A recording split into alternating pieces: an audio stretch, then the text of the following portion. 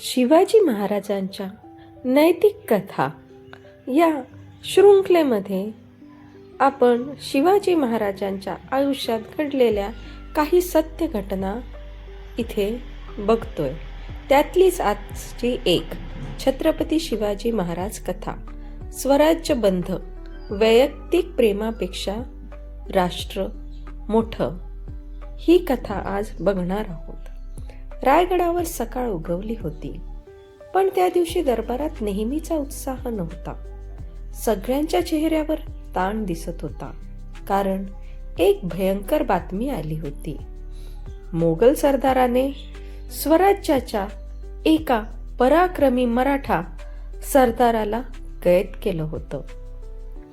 तो फक्त सैनिक नव्हता, तर महाराजांचा बालपणीचा साथीदारही होता.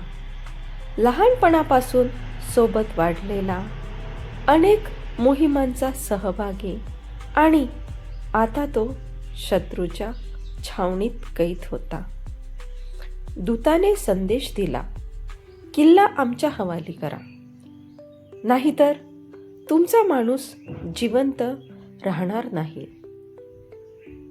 दरबारात एक वेगळी शांतता पसरली. तानाजी मालुसरे उठून म्हणाले, महाराज, आपण हल्ला करूया, आम्ही त्याला सोडवून आणतो. तर दुसरे सरदार म्हणाले, मोरोपंत म्हणाले, किल्ला महत्वाचा आहे, पण आपला सरदारही तितकाच महत्वाचा आहे. काही सरदारांनी सुचवलं, किल्ला तात्पुरता देऊया, नंतर परत घेऊ. सगळे एकाच गोष्टीची वाट पाहत होते, तो म्हणजे यावर महाराजांचा निर्णय काय होतो. महाराज शांत बसले होते.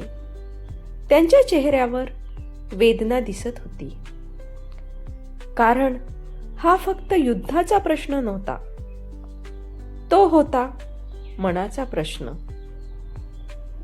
काही वेळाने महाराज उठले. त्यांनी हळू आवाजात विचारलं, हा किल्ला कोणाचा आहे? कोणी म्हणालं, स्वराज्याचा. अनेकांनी वेगळे वेगळे उत्तर दिली. महाराज पुन्हा म्हणाले, आणि स्वराज्य कुणासाठी आहे? सगळे म्हणाले, रयतेसाठी. महाराजांचा आवाज गंभीर झाला. मग एका माणसासाठी हजारो लोकांचं संरक्षण धोक्यात कसं घालू? दरबार स्तब्ध झाला. हा निर्णय वेदनादायी निर्णय होता. महाराजांनी सांगितलं, किल्ला दिला जाणार नाही. सगळ्यांना धक्का बसला.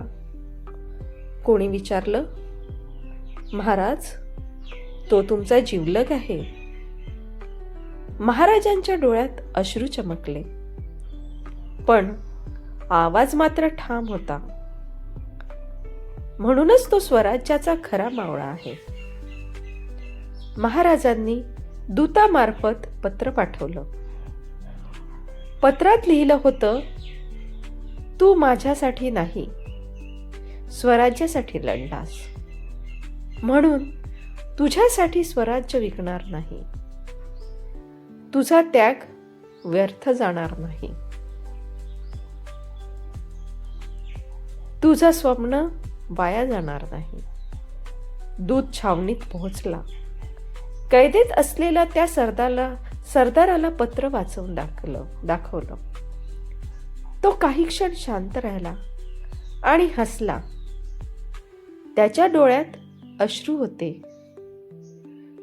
ते दुःखाचे नव्हे, अभिमानाचे अश्रू होते. तो म्हणाला, आज माझा राजा नव्हे, माझं स्वराज्य बोललं. यावर मोगल सरदार चकित झाला. तुला वाचवायला कोणी येणार नाही, तो उत्तरला. मी वाचलो आहे, कारण मी योग्य राजासाठी मरतोय. दुसऱ्या दिवशी शिक्षा ठरली. त्या मावळ्याला त्याची शेवटची इच्छा विचारली गेली. तो म्हणाला, फक्त एवढं सांगा, स्वराज्य जिवंत आहे का? उत्तर मिळालं, हो. तो हसला. मग माझं आयुष्य सफल झालं आणि जय भवानी, जय शिवाजी चा जयघोष करत त्याने प्राण दिले. रायगडावर ही बातमी पोहोचली. बातमी रायगडावर जशी आली, दरबारात कोणीही बोलत नव्हतं. महाराज काही क्षण आकाशाकडे पाहत उभे राहिले. त्यांनी डोळे मिटले आणि म्हणाले, आज मी माझा मित्र गमावला नाही. स्वराज्याने अमर पुत्र मिळवला. महाराजांनी त्या वीराच्या कुटुंबाला गडावर बोलवलं. त्यांच्या मुलाच्या डोक्यावरून हात ठेवून म्हणाले, आजपासून तू माझा मुलगा आहेस. तुमच्या कुटुंबाची आयुष्यभर जबाबदारी स्वराज्याने घेतली आहे.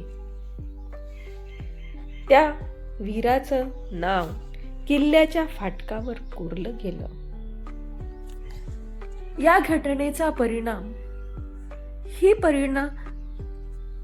ही घटना संपूर्ण स्वराज्यात पसरली.